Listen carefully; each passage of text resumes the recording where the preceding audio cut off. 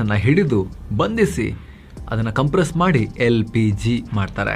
Global ಆಗಿ 40% gas ಬರೋದು ಈ ರಿಫೈನರಿಗಳಿಂದಲೇ. ನಮ್ಮ ದೇಶದಲ್ಲಿ ಗ್ಯಾಸ್ ಇಲ್ವಾ?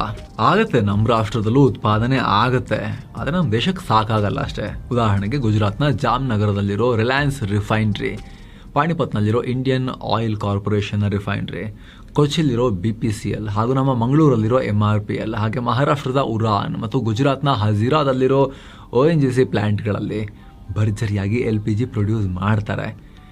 ಆದರೆ ನಮ್ಮ ದೇಶದಲ್ಲಿ ಹುಟ್ಟೋ ಈ ಗ್ಯಾಸ್ ನಮ್ಮ ಬೃಹತ್ ಡಿಮ್ಯಾಂಡ್ಗೆ ಸಾಲಲ್ಲ. ಪಾಪ್ಯುಲೇಷನ್ ಜಾಸ್ತಿ ಅಲ್ವಾ?